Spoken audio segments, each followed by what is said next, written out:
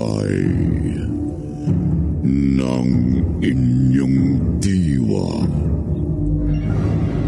Pagsaksi sa mga pangyayaring hindi mo sukat akalain.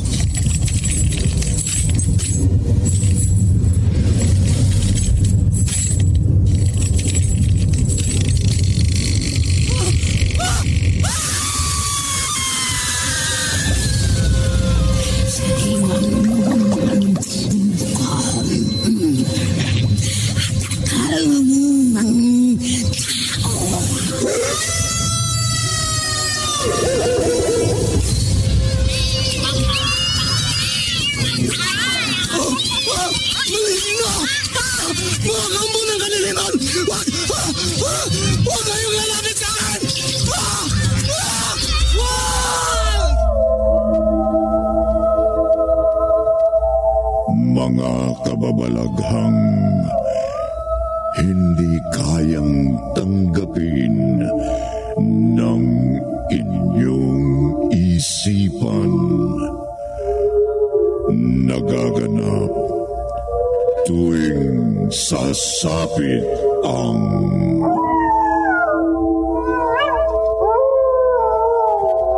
gabi ng lagi.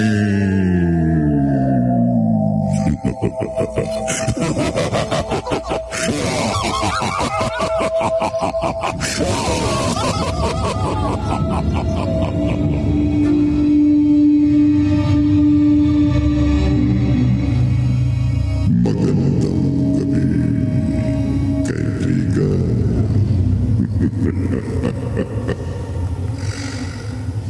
Simula na naman ng isang kwento ng kababalaghan. Huwag nating hayaang alipinin tayo ng isang ambisyon, sapagkat maaari itong magtulak sa atin na gumawa ng karumal-dumal. Matupad lamang ang pinakanananais ng ating buktot na pag-iisip.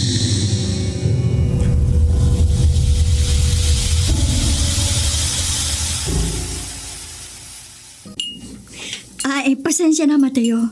Wala pa akong pambayad ngayon. Donata, hindi ako nagpunta rito sa restaurant mo para maninyaw.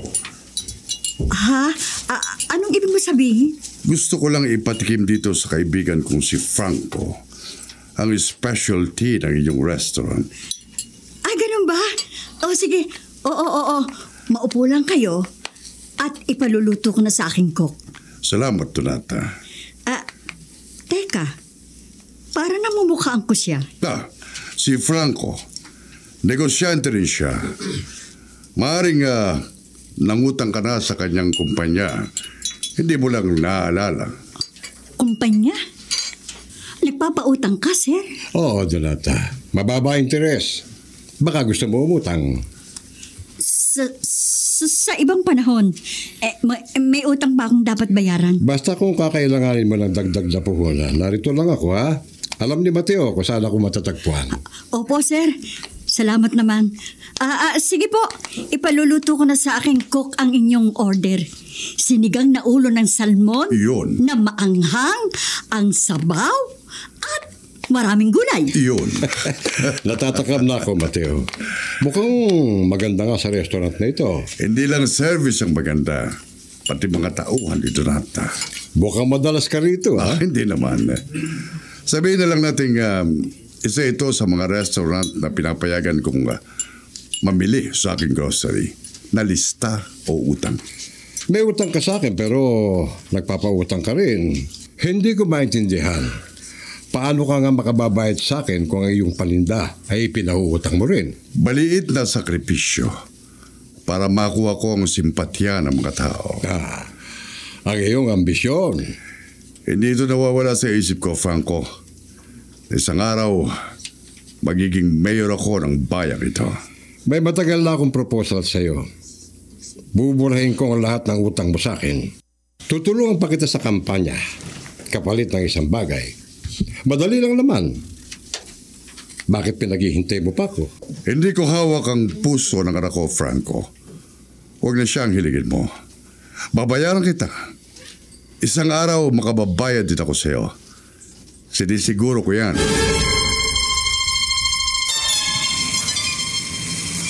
Naku, Ana! Narito na naman si Sir Franco. Inaabangan na naman niya tayo. Anong tayo? Ikaw lang, no? Patay na patay talaga sa yung matandang yun. Ana, ihatid ko na kayong pauwi. Sir Franco, maglalakad na lang kami ni Alma. Malapit na ritong bahay namin. Alma, pwede ba? Bigyan mo kami ng 1 minuto para makapag-usap? Pero... Alma, huwag kang aalis. Alma, may utang sa akin ng magulang mo. Ana, 1 minuto lang naman eh. Pero... Doon lang ako ha, doon sa may poste. Babalik rin agad ako. Pakiusap, Sir Franco. Desidido po ako magmadre. Wala sa isip ko ang pag-aasawa. Malaki ang pagkakautang sa akin ng iyong ama. Maaari ko siyang ipapatay. 1 pitik lang ng aking mga daliri, kikilo sa mga tauhan ko. Magbabayad si Papa. Iyon ang pangako niya sa akin. Kung makababayad siya, tatanggapin ko. Kung hindi, ikaw ang kapalit. At kapag hindi ka pumayag, buhay ng iyong ama ang mawawala.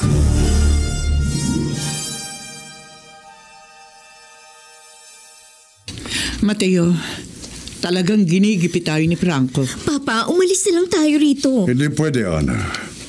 Malaki na ang investment ko rito. Oo, investment mo para magbagaling sa mga taga rito. Ilang taga-restaurant na ba pinautang mo ng mga alak at dilata at hindi mo sinisingil? Kasi gusto mong makuha ang pabor buhat sa kanila. Gusto mong hingi ng boto nila sa gagawin mong pagtakbo bilang mayor. Walang masama sa aking ambisyon. At kapag nahalal ako, higit pa sa pinautang kong mababawi ko, lalawak ang impluwensya ko. Kikilalanin ako ng mga tao. Yun lang ba ang mahalaga sa'yo?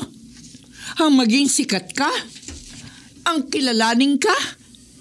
Pero sa pag-abot mo ng mga pangarap mo, masasakripisyo ang buhay ng anak mo. Papa, nagbanta siya. Kapag hindi ako pumayag, papatayin ka niya. Hindi niya gagawin yun, anak. Hawak ko rin siya sa leg. Kapag nakakita siya ng maraming salapi, kalilimutan niya ang kanyang banta. Pero wala nga tayong pambayad sa utang mo sa kanya. Anong salapi ang sinasabi mo dyan? Gagawa ako ng paraan, Karen. Hindi natin ipakakasal si Ana sa kanya. Hindi ako ganun kadesperado. Mas malaki ang pangarap ko para kay Ana. Hindi lang si Franco lalaki. May higit pang karapat dapat sa anak natin. Papa, magmamadre ako. Ayoko pong... Kalimutan mong kalokohang pangarap na yan, Ana. Ihahanap kita ng mapapangasawa. Yung makapagbibigay sa iyo ng higit na magandang estado sa buhay. Yung higit na magdaragdag ng bango sa aking pangalan. At hindi yun si Franco. Papa, ayoko Susunod pong... ka sa akin, Ana. Mateo! Susunod kayo sa akin. Dahil naplano ko na ang lahat. Magiging mayor ako ng bayang ito. At yon ang mangyayari.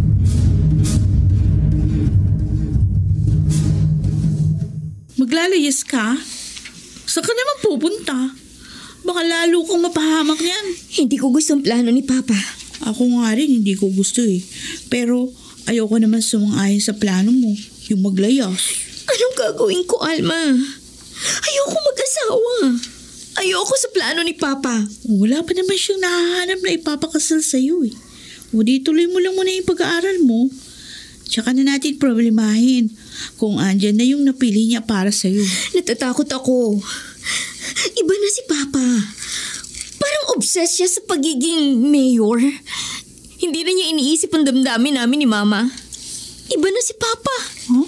Hindi na siyang papa ko na mapagmahal at maalalahanin.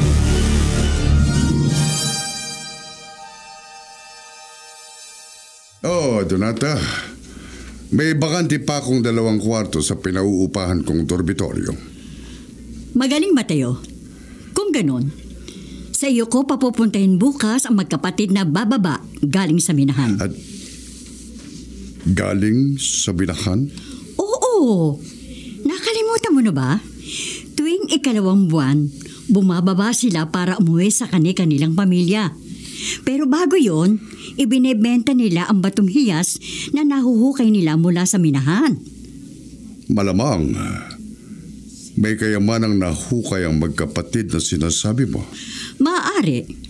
Pero madalas naman, sapat lang sa pangangailangan ng pamilya nila ang napapagbentahan ng mga batong hiyas na nahuhukay nila.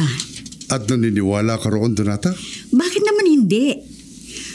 Kung nakahukay sila ng tunay na kayamanan, bakit balik pa rin sila ng balik sa minahan? Kung sapat ang nahukay nilang batong hiyas, siguradong magninegosyo na ang mga minero at mamumuhay na parang milyonaryo. Diyan ka mali, Donata. Paulit-ulit sila pumapalik. Hindi dahil kulang, kundi may kayamanan silang pinapalikan at unti-unting hinuhukay. Mateo, hindi ba tama ako?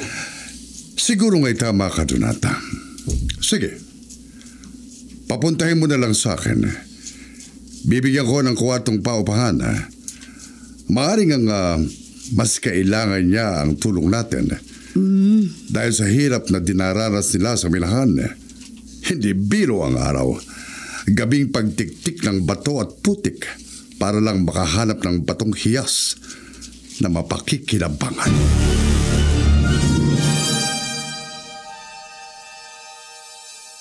Romy, hatiin natin ang mga ginto. Mabuti pa nga.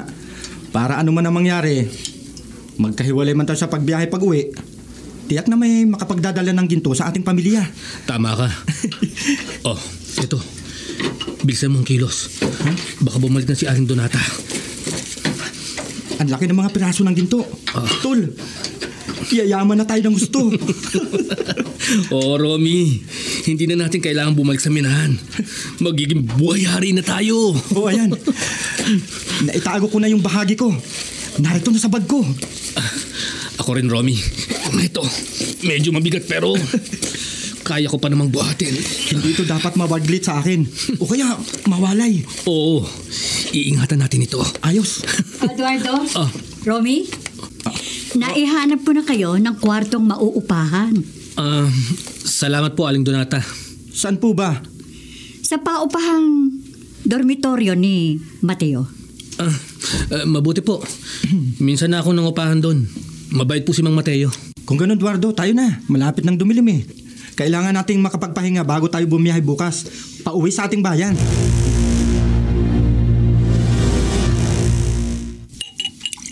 Uminom muna tayo bago kayo magpahinga. Nako, Mang Mateo, nakakahiya naman ho eh. Hindi. Ganito talaga rito. Lahat welcome na welcome sa aking dormitoryo. Ako, hindi ako tatanggi. Bihira ang alak sa minahan. Sabik na ako makatikim niyan. Kung ganoon, maupo ka na. Uubusin natin ito. Talaga? Mahal ang alak na yan. Marami ako nito. Ako ang supplier nito sa hilera ng restaurant sa kalyeng ito. Mayaman ka pa lang talaga, Mang Mateo. Huwag ka maingay. Marami ako negosyo. Pero marami ring utang. Pero huwag natin pag-usapan ang mga utang ko.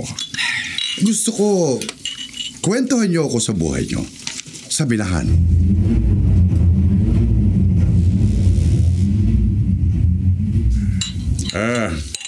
Lantol naman. Ligay natin dito. Sasalilan pa kita, Eduardo. Tama na. Lasing na ako, Mang Mateo eh.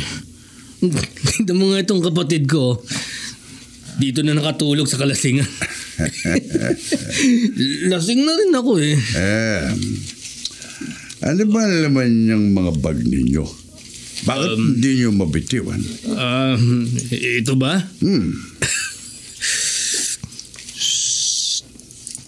Huwag kang maiingay Importante ito. Buhay namin to. Buhay? Oo. Pag nawala ang laman ng bag na ito, patay kami. Bakit naman? Gusto mong malaman? Sige. Ipakikita ko sa iyo. Pero, huwag mong sasabihin kahit kanino Ayan, Bang Mateo. Oh. Nakikita mo? Kumikinang. Ilang piraso ng bato na tinaginto.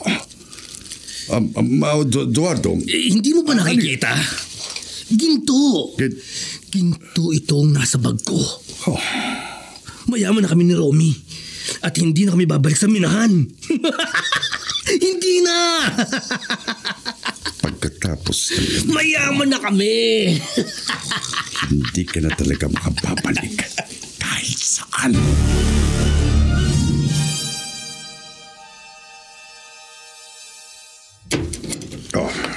Saan ka ba galing, Mateo? Hindi ka rito natulog kagabi. Nagatid ako ng anak sa restaurant ni Donata. Napainom ako at nakatulog pala ako sa aking kinauupuan. Ginising lang ako ni Donata. Kaya hindi ako nakauwi. Bakit hindi ka makatingin sa akin ng diretso? At yung bag na dala mo, ano ba yan? Wala ito. Sige na. Ay, naku. Liligo muna ako. May hangover ako at amoy sigarilyo. Akin na yung bag mo. Dadaling ko na sa kwarto natin. Hindi. Ako na bahala rito. Sige na. Ipaghain mo na ako ng almusal. Mateo? Bakit mo ako tinitignan ng ganyan? Wala. Para kasi ngayon ko lang nakita ang bag na yan Hindi mo lang natatandaan, Karen. Pero matagal ko na itong ginagamit. Sige na. Maliligo lang ako ng mabilis at mag-almusal na ako. Sige. Pero yung tungkol kay Ana? Saka na natin pag-usapan si Ana. Ang mahalaga, may solusyon na ako sa ating mga problema.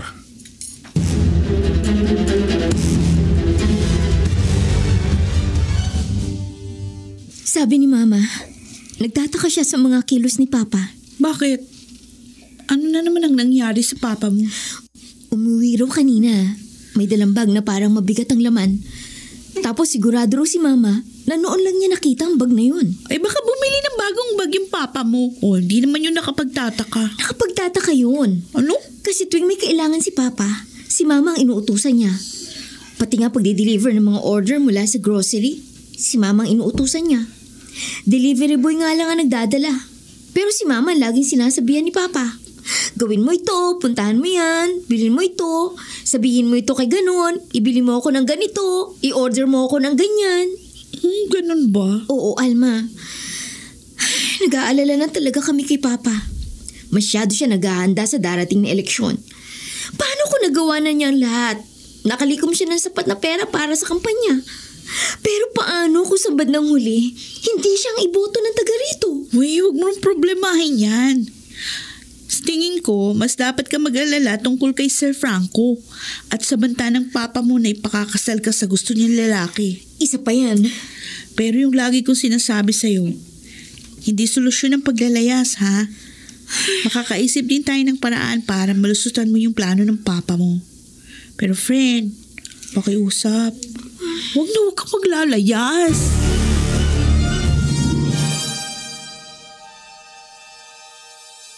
Paanong wala? Hindi basta aalis si Eduardo na hindi ako kasama. Pero wala rin siya sa kwarto niya. Dapat nga magalit ako dahil hindi siya nagbayad ng upa. Ang mga gamit niya, nasa kwarto ba niya? Yung bag na itim. Tig-iisa kami ng bag na itim. Naiwan ba sa kwarto niya? Walang gamit doon. Maliban sa jacket na ito. Jacket nga yan ng kapatid ko. Pero sir, Hindi aalis si Eduardo na hindi ako kasama. Hindi ko nga alam kung saan siya nagpunta. Pagising ko, kayo agad ang pinuntahan ko. Dahil tumuloy pa ako sa restaurant ni Donata kaninang madaling araw. At nakatulog ako sa kalasingan. Umaga na nang makauwi ako. At dito ko nalamang bakante ang kwarto na dapat tutulugan ni Eduardo. Itong jacket lang na ito ang nakita ko sa kama. Pero saan nagpunta si Eduardo? Hindi ko alam. Siguro bumili ng pagkain. Hindi siya alis na hindi ako kasama. Kahit saan kami magpunta, lagi kami magkasama. Kahit bibili lang siya ng sigarilyo, ipinagpapaalam niya pa sa akin. Hindi ho ito ugali ng kapatid ko eh. Sir, may nangyari sa kanya. Kailangang hanapin ko siya.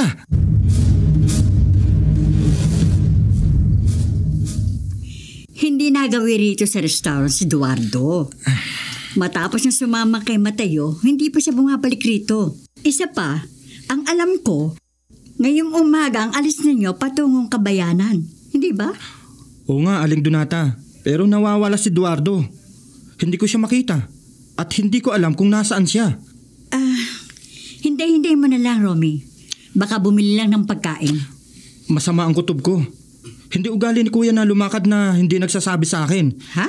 May nangyari ho sa kanya. Alam kong may nangyari sa kapatid ko.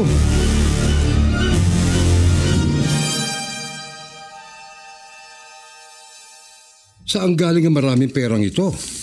Sabihin natin kumita ako ng komisyon sa isang balawak na lupaing naibenta ko. At bakit hindi ko nabalita ang nag-ahente ka sa isang lupain? Hindi ko kailangan sabihin sa iyo ang lahat ng ginagawa ko, Franco. Magkaibigan tayo, Mateo. Pero hindi tayo nagkakasundo sa maraming bagay. Lalo na ang tungkol sa anak kong si Ana. Alam mo, buburahin ko ang lahat ng utang mo. Mapasa akin lang si Ana. Umiling ka na ng kahit na ano, Franco. Huwag lang ang anak ko. Madali akong kausap, Mateo. Total, eto na sa harap ko ang pambayad mo sa naging utang mo sa akin. Quits na tayo. Hindi na natin pag-uusapan si Ana. Hindi na rin natin uungkatin ang utang mo. Tapos na yon, bayad ka na. Mabuti kung gano'n. Tutulungan mo na ako. Tutulungan paano? Itutuloy ko ang pagtakbo ko bilang mayor. At gusto ko, ikaw ang maging campaign manager ko. Sigurado ka? Mahusay ka sa taktika, Franco. Basta ang biling ko lang, labas dito si Ana. Kung mapasagot ko siya at pumayag pakasal sa akin sa maayos na paraan, hindi ka ko kontra? Franco, sinabi ko na sa'yo. Tatanggapin ko ang alok mong maging campaign manager ako. Walang bayad. Total naman magkaibigan tayo eh. Pero payagan mo naman akong ligawan ng maayos si Ana. Pero Franco, payagan mo ko o sisirain ko ang pangangampanya mo.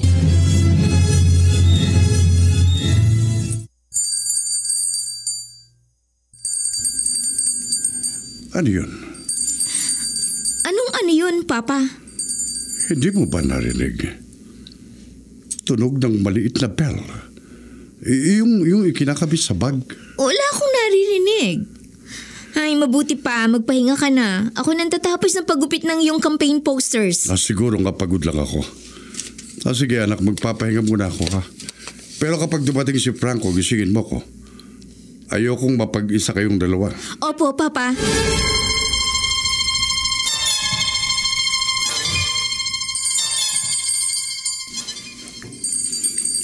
Ang kuliling. Narinig ko na naman. Hindi kita patatahimikin. Ha? Eduardo? Nasaan ka? Tinig mo lang ang narinig ko. Ilalantad kita. Paanong ilalantad? Hindi mo ko kayang sirain. Hindi ka nila paniniwalaan. Ilalantad kita. Ilalantad kita. Hindi ka totoo. Hindi ka totoo. Hindi ka totoo. Hindi ka totoo.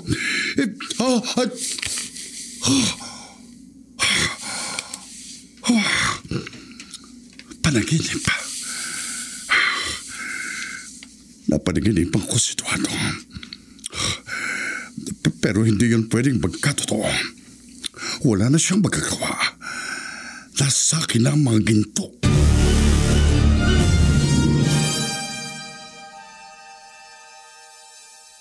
Papa, ito pong tubig. Ano po ba na panaginipan niyo? Namumutla ka. Salamat. Salamat, anak. Wala. Nakatatakot. Hindi ko maintindihan. Basta pagising ko, takot na takot ako. Puyat ka kasi ng puyat. Binabangungot ka na sa pagod. Papa, magagalit niya si Mama. Nasaan pala mama mo? Pinuntahan niya yung mga kababaihang nag-volunteer para mamahagi ng polyetos. Buti. Buti naman. Nasa sala na si Sir Franco. Hinihintay ka. Sige, pupuntahan ko na siya. Papa, okay ka na? Oo, anak. Pumasok ka na sa eskwelahan. Kaya ko ng sarili ko. Papa, nagpaalam si Sir Franco. Nagpaalam na paano? Liligawan raw po niya ako. Kung hindi raw niya ako makuha sa sindak, susuyuin niya ako. Hayaan mo siya. Basta ako masusunod kung kanino ka pakakasal. Papa, kailan mo ako papayagang magmadre? Hindi, Ana. Papa? Magiging bahagi ka ng aking political career. Susunod ka sa yapa ko. Kaya ang mapapangasawa mo ay isa ring politiko. At ako ang magpapasya kung sino. Susunod ka sa akin, Ana. Dahil alam kong ito ang makabubuti sa'yo.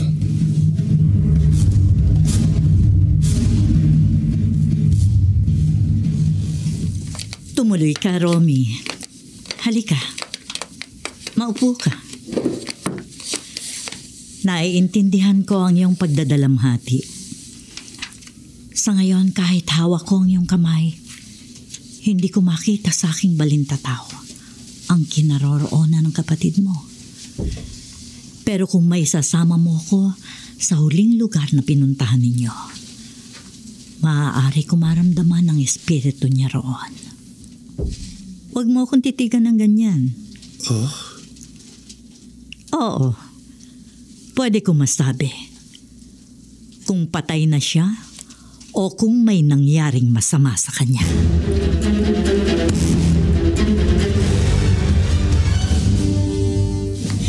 Hindi ko rin alam, Alma. Hindi sinasabi sa amin ni Papa kung saan galing ang perang nilulusta niya sa kampanyang ito. Ang balita sa barangay namin, namudmod siya ng pera nung nag-birthday yung isang bata sa barangay.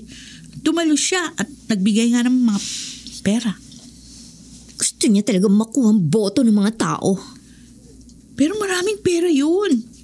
Sa campaign materials na lang, malaki na yung nagagastos ng papa mo. At alam ko rin nabayaran niya na ang malaki niyang pagkakautang kay Sir Franco. Kaya naghinay-hinay ngayon sa pananakot sa akin yung matanda.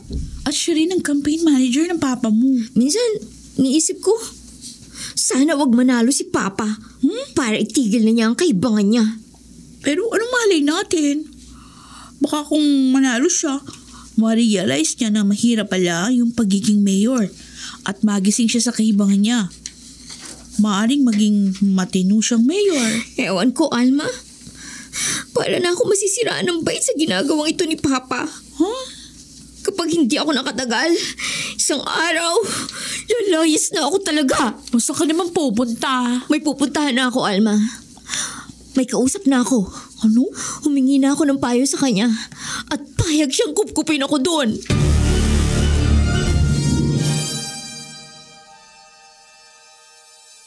Congratulations!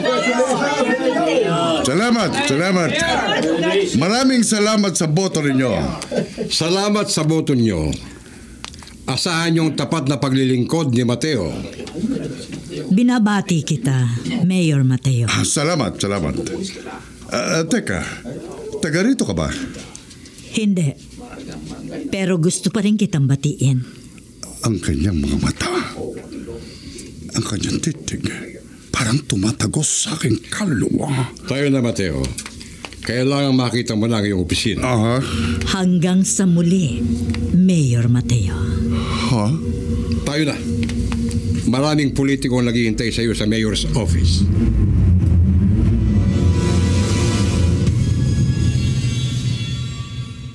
Makinig ka, Romy. Ha? May kinalaman ng taong yon sa nangyari sa kuya mo. Ho? Kung ano ang ginawa niya, hindi ko pa makita. Hindi sapat na nahawakan ko ang kamay niya kanina. Kulang ang panahon, kulang ang oras. Alam ko ang iniisip mo. Maaaring ninakaw ni Mateo ang ginto na nasa bag ng kuya mo. Maaari nga. Pero mapatutunayan ko lamang ito kung makakausap ko siya ng matagal. Sanaya. Bigyan mo ako ng dahilan, ng pagkakataon para magawa ko yon.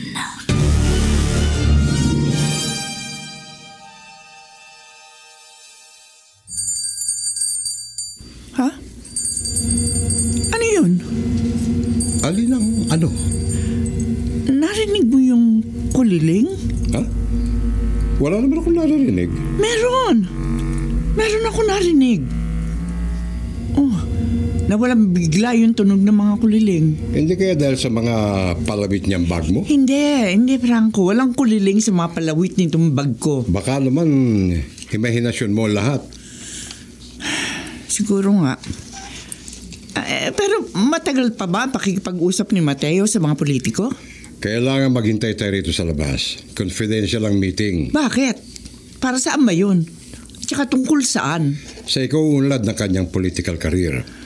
Kailangan sumapi siya sa isang political party. Franco, nababaon lalo ang pagkataon niya sa politika. Hindi na namin ito gusto. Pero itong pangarap ni Mateo, hindi ka ba natutuwa? Siya na ang mayor ng bayang ito. Oo, siya na ang mayor. Kaso nawala na rin siya ng panahon sa amin. Karen, isipin mo na lang. Oras lang niya ang nawala sa inyo. Pero mapapasa inyo na ngayon ang lahat ng luho sa buhay na naisin nyo. Hindi ko kailangan ng luho, Franco. Ang gusto ko lang sana mabalik sa dati yung buhay namin. Tahimik. Walang kung sino-sinong tao na lagi naghahanap kay Mateo at higit sa lahat, kasabay namin siyang kumain palagi. Kasama namin siya palagi dito sa bahay ni Ana. Hindi katulad ngayon. Kung hindi ko siya puntahan dito sa munisipyo, hindi ko siya makakausap ng personal. Ang jacket na ito? Ito lang kamo ang naiwan ni Eduardo nung bigla siyang nawala? Oo, Sanaya. Yan lang ang jacket na yan. Ang naiwan ni Kuya. Akin na. Yayakapin ko. Bakit kailangang yakapin? Para mas maging malakas ang dating sa akin ng mga pahiwatig. Heto. Eduardo, magparamdam ka sa akin. Kausapin mo ako. Saan galing ang hangin? Narito siya, ang iyong kapatid. Eduardo? Kuya Eduardo? Tulungan niyo ako. Bakit kailangan mo ng tulong? Nakakausap mo si Eduardo?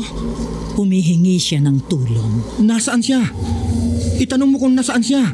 At anong nangyari sa kanya? Eduardo, nag-aalala si Romy. Narinig mo siya, hindi ba? Anong nangyari sa'yo? Nasaan ka? Hustisya. Kailangan ko ng hustisya.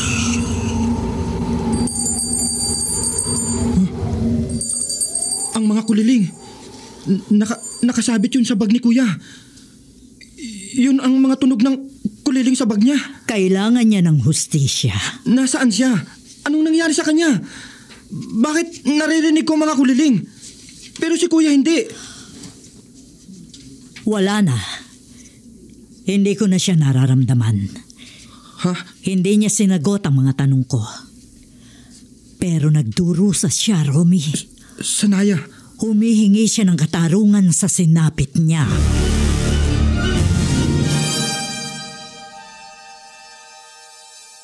Nasaan si Mayor?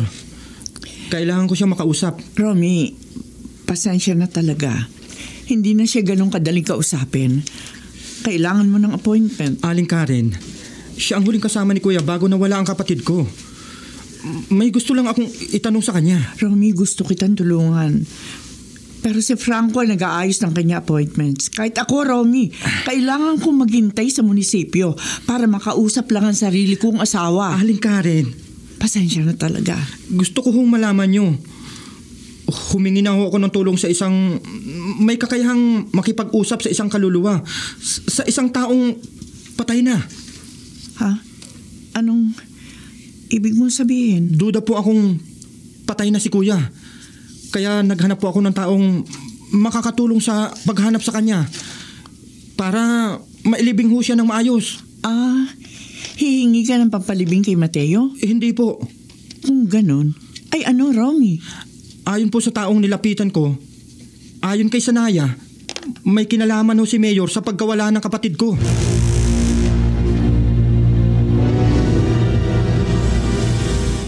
Nagsisinungaling ka, Aling Donata. Sa pagkakahawak ko sa kamay mo, nakikita ko yung aura. Maitim ito. Nangangahulog ang nagsisinungaling ka. Pero... Binayaran ka ni Mayor Mateo para magsinungaling? Oo. Ipasasara niya ang restaurant ko kapag umamin ako. Umaming ano? Tungkol saan? Yung gabing sinabi niyang pumunta siya rito at nakatulog sa kalasingan. Hindi yun totoo. At ano ang totoo? Binayaran niya ako. Sabi niya, hindi na niya sisingilin ang mga pagkakautang ko sa lahat ng alak na in-order ko. At bibigyan pa niya ako ng pera. Basta sumang-ayon lang ako sa sasabihin niya kay Mrs. Karen. Na ano? Nalasing siya rito sa restaurant ko. Nakatulog sa upuan at umaga na nagising. Pero bakit kailangan niya mag-imbento ng kasinungalingan at kasabwatin ka? Hindi ko alam. Maniwala kayo sa akin. Yan ang hindi ko na talaga alam.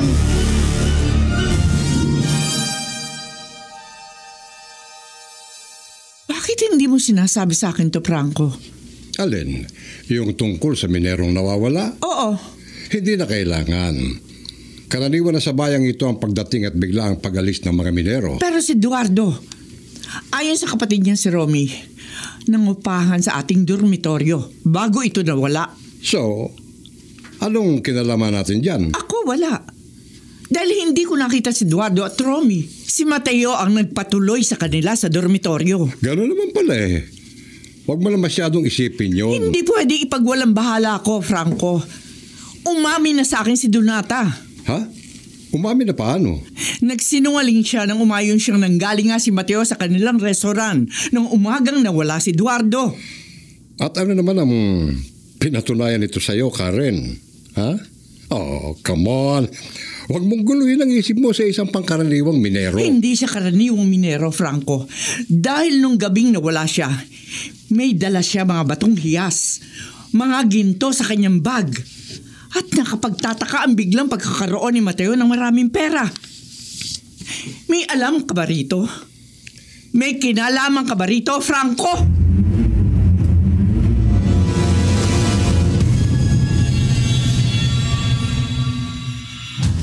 Si Mateo ang susi. Yun ang paulit-ulit kong nararamdaman na ipinahihiwatig ni Eduardo. Sumang-ayon si Eduardo. Ang tunog ng kuliling. Siya yun. Narito ang kapatid ko. Pwede ko ba siyang makausap? Pwede na ba, Sanaya?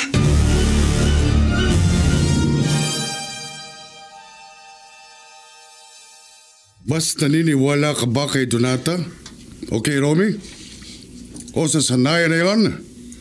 Kisa sa akin asawa mo? Anong malay mo? Kung silang tatlo ang nagsabuatan para hut-hutan tayo. Hindi ko gustong paniwalaan sila, Mateo. Pero paano mo ipaliliwanag ang biglang pagkakaroon mo ng maraming pera? Gayong baong ka sa utang kay Franco. At nabayaran ko na si Franco. Yun na nga eh! Yun na nga! Paano ka nakabayad? Natustusan mo pa ang kampanya mo sa eleksyon. Napakaraming pera na gastos mo at inilabas mo. Saan galing ang lahat ng perang yun? Bakit mo ba pinoproblema yan, Karen? Ang mahalaga, mayor na ako. Nakapwesto na ako. Tuloy-tuloy na ang pag-asenso natin. Mateo, ikaw lang ang may gusto nito. Ikaw lang ang nangarap nito. Pero para sa inyo ito ni Ana. At si Ana, naitanong mo na ba sa anak mo kung anong nararamdaman ng ating anak? Sigurado masaya siya. Mabibili na niya ang lahat ng gusto niya. Hindi lahat ay luho at pera. Mateo, ikaw ang kailangan namin. Ikaw ang gusto namin makasama. Magkasama tayo ngayon, Karen. May oras ako ngayon para sa'yo. Huwag na natin itong sayangin sa pagtatalo. Asawa mo ko. Pamilya mo kami ni Ana. Bakit ba para mo lang kaming constituent ko ituring?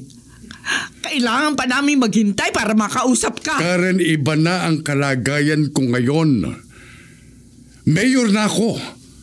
At marami akong dapat asikasuhin. Bayan mo Huwag mo na akong paikutin, Mateo. Oh. Ibalik natin kay Eduardo ang pag-uusap na ito. Hanggang ngayon nawawala si Eduardo. At hindi maganda ang kutob ni Romy tungkol sa iyo. Ayoko maniwala may kinalaman ka sa pagkawala ni Eduardo. Kaya gusto kong sabihin mo sa akin na totoo. Ano talaga ang nangyari? Nasaan si Eduardo? At saan galing yung napakaraming pera na nilulustay mo ngayon?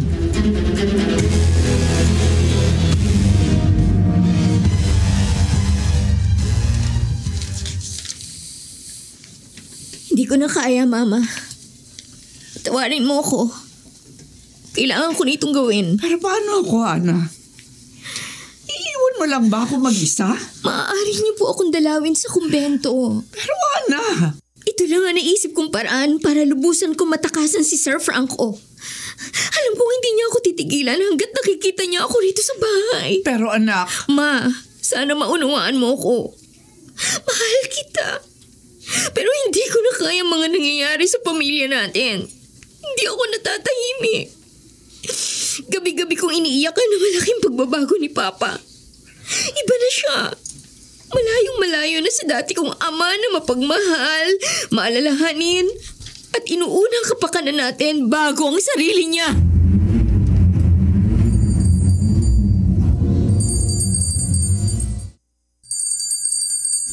Oh, narinig ko na naman ang kuliling. Anong kuliling? Wala naman akong naririnig. Hindi kita patatahimikin. Oh, anong ginagawa mo rito? Patay ka na! Hindi pa ako patay. Pero ikaw, papatayin ko sa pamamagitan ng iyong konsensya. Hindi! Umalis ka sa harap ko! Mateo, ano ba nangyayari sa'yo? Franco, narito siya. Ayaw niya akong patahimikin. Sino? Si Eduardo! Wala naman ako nakikita. Pati yung kuliling na sinasabi mo, hindi ko naman naririnig. Ano ba talaga nangyayari sa'yo? Umalis ka na rito! Okay. Hindi rin lang tayo nagkakaintindihan. Babalik na lang ako. Eduardo, umalis ka na!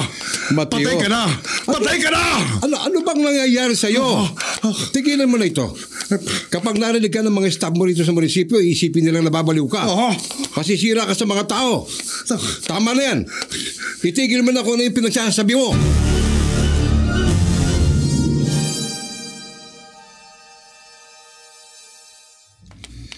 Bakit naririto na naman kayo? Hindi ba sinabi ko na sa inyong hindi makikipag-usap si Mayor sa inyo? Sir Franco, huli na ito. Gusto ko lang pong magkaroon ng katahimikan tungkol ho sa pagkawala ng kuya ko. Hindi pwede. Sir Franco, tumingin ka sa aking mga mata. Bakit? Sa akala mo ba mapapasunod mo ko sa iyong mahika? Hindi mahika, Sir Franco. Panaghoy ng konsensya. Sige na. Tumuloy na kayo. Wala naman siyang kausap ngayon eh. Sanaya. Salamat. Tayo na, Romy.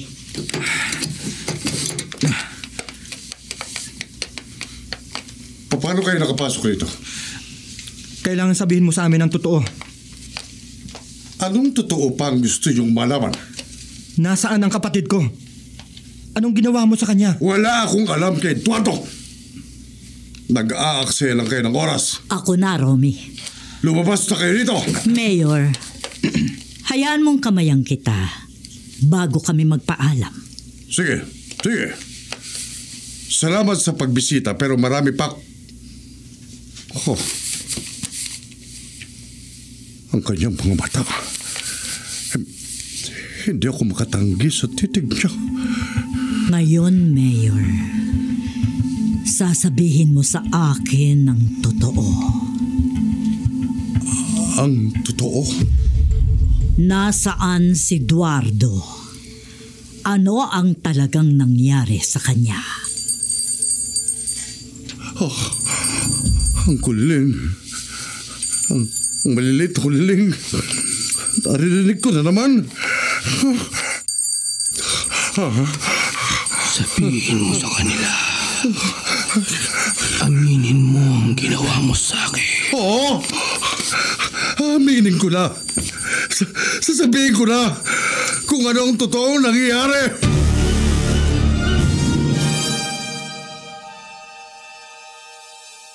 Nakita ko ang mga batong hiyas sa kanyang bag. Mga ginto. Makababayad na ako sa mga utang ko. May pera na ako para sa kampanya. Lalo kami yayaman ni Karen. At pagkatapos? Lasing na noon si Eduardo. Niyaya ko siyang pumunta kami sa tabing ilog. Sabi ko, magpalamig tayo. Ibabad natin ang ating mga paa sa ilog. At dahil lasing na siya, payag na lang siya ng payag sa lahat ng sabihin ko. Pero hindi pa rin niya binibitiwan ng bag ng mga batong hiyas. Anong ginawa mo sa kapatid ko? Shh! Mawawala ang epekto ng hipnotismo. Tumahimik ka, Romy. Pero gusto kong malaman kung nasaan si Eduardo. Mateo, ano ang sumunod na nangyari? Tinangka ko ng agawin ang bag. Pero nanlaban siya.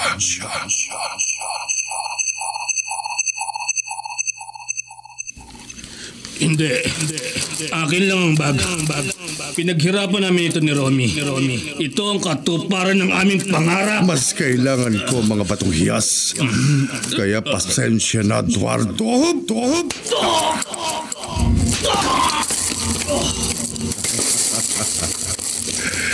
Ngayon,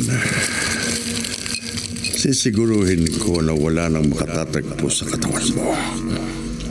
Iuhulog kita sa malapit na balon.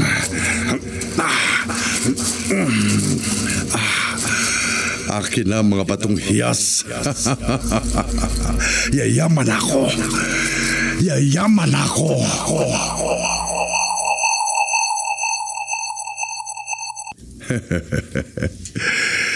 Pinatay ko si Eduardo.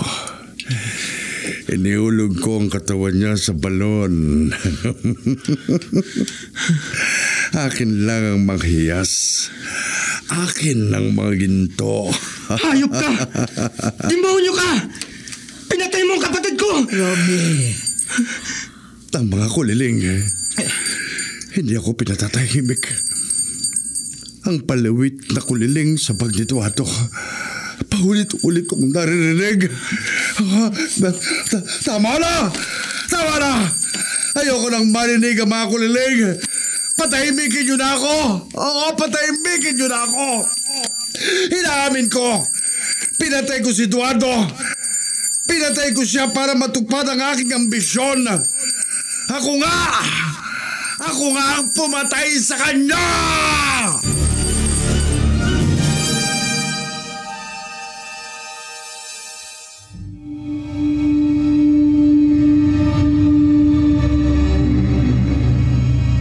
Sa pag-amin ni Mateo, habang buhay na siyang makukulong sa ginawa niyang krimen.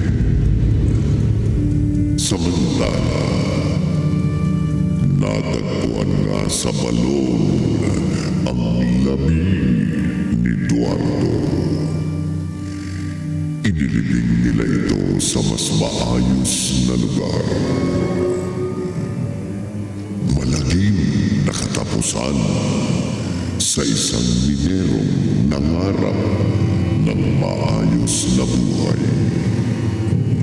Ngunit kapalit naman, walang katapusang pagturusa para kay